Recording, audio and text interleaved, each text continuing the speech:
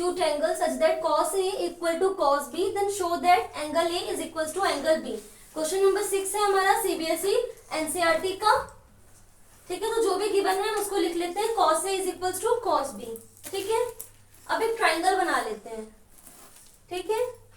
ये हमारा ट्राइंगल बन गया ABC, हमने इसको नाम दे दिया, ठीक है। अब इसमें बोल रहा है cos A is equals to cos B।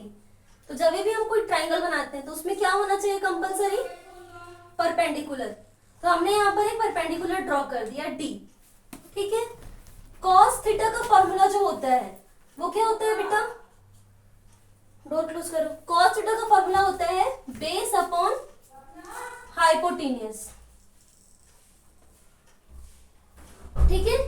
तो यहाँ पर बेस क्या है, अगर मैं A की बात करूं, ठीक है, जब मैं cos A की बात कर रही हूं तो ये हमारा AD क्या हो जाएगा, बेस हो जाएगा, और हाइपोटेन्यूज क्या हो जाएगा, AC हो जाएगा। cos A equal to cos B है। cos A के लिए परपेंडिकुलर बेस क्या होगा, AD होगा, और हाइपोटेन्यूज क्या होगा, AC होगा। cos B के लिए बेस क्या होगा, BD होगा, और हाइपोटेन्यूज क्या होगा, BC होगा, ठीक है। या फिर CB, जो भी लिखना है वो लिख सकते हैं, ठीक है। ये हमारा हाइपोटेन्यूज होगा। इन दोनों को मैं इक्वल मान लेती हूँ K के, ठीक है। या फिर हम एक चीज कर सकते हैं कि ये जो AD है और BD है इसकी पोजीशंस चेंज कर देते हैं, AD अपॉन BD कर देते हैं equal to AC upon BC कर देते हैं। ऐसा AD अपॉन BD क्यों किए, क्योंकि ये AD BD वाले एक साथ आ जाए। इसको अब हम इक्वल टू मान लेते हैं किसके, K के। अब जब मैं इंडिविजुअली कंपेयर करूंगी, कैसे, AD अपॉन BD को मैं इक्वल मान रही हूं K के, वैसे ही मैं AC अपॉन BC को भी इक्वल मान रही हूँ किसके, K के। इसको पहले इसके इक्वल माना, इसको फिर इसके इक्वल माना, ठीक है। तो यहां से AD की क्या वैल्यू आ रही है, AD की वैल्यू आ रही है हमारी KBD, ठीक है। और AC की वैल्यू क्या आ रही है, AC की वैल्यू आ रही है KBC, ये आ रही है। तो इसको हम इक्वेशन नाम दे देते हैं, इक्वेशन 1, ठीक है। अब क्या करेंगे, अब हम ना दो ट्राइंगल्स लेंगे। कौन से ट्राइंगल्स लेंगे वो, from triangle ABC and triangle BDC। दो ट्राइंगल लिए हैं, ADC ये वाला और BDC ये वाला, ठीक है। एक होता है हमारे पास फॉर्मूला किसका, पाइथागोरस का। पाइथागोरस ये वाला आ रहा है, पाइथागोरस थ्योरम क्या कहलाता है, क्या बोलता है, बाय पाइथा, ये शॉर्ट फॉर्म में लिख रही हूँ, पाइथागोरस थ्योरम, ठीक है। ये पीटी यानी पाइथागोरस थ्योरम।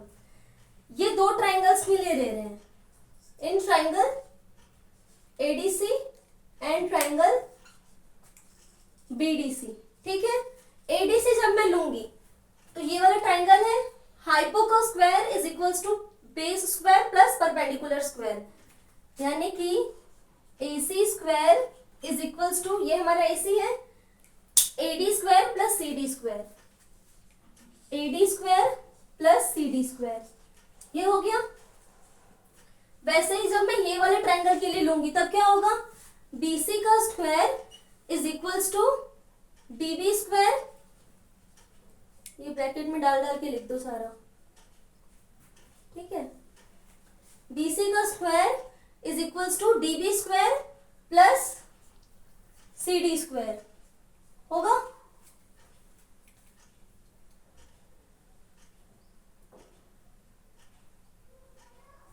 अब देखो इन दोनों में मुझे एक चीज कॉमन दिख रही है, दैट इज CD का स्क्वायर। ये दोनों के पास है CD का स्क्वायर, इस वाले ट्राइंगल में भी CD स्क्वायर है, इस वाले ट्राइंगल में जब हम लगा रहे हैं तो भी CD स्क्वायर है। तो हम क्या करेंगे, CD स्क्वायर को एक जगह रहने देते हैं और इस वाली वैल्यू को इधर ले आते हैं। तो ये क्या हो जाएगा, AC square minus AD square हो जाएगा।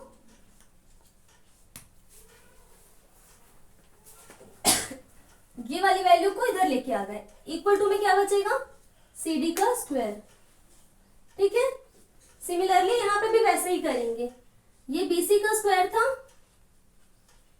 का स्क्वायर इधर ही रहने देते हैं, इस डीबी को इधर ले आते हैं, तो BC square minus DB square equal to CD square, ये होगा। इसको इक्वेशन 2 बोल देते हैं।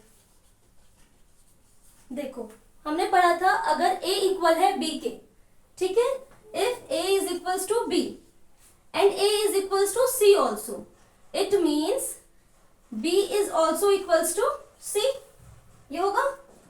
a अगर b के इक्वल है और वही a c के भी इक्वल है, तो b और c भी आपस में क्या होंगे, इक्वल होंगे। तो वैसे ही cd का स्क्वायर अगर इसके इक्वल है, यहां पर भी cd का स्क्वायर जो है वो इसके इक्वल है। इसका मतलब क्या हुआ कि ये जो वैल्यू है, ये वाली वैल्यू किसके इक्वल होगी, इस वाली वैल्यू के।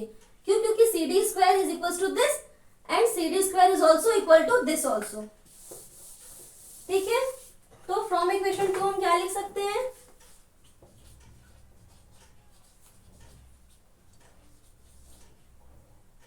फ्रॉम इक्वेशन 2 हम लिख सकते हैं AC का होल स्क्वायर माइनस AD का whole square is equals to BC का होल स्क्वायर माइनस BD का होल स्क्वायर।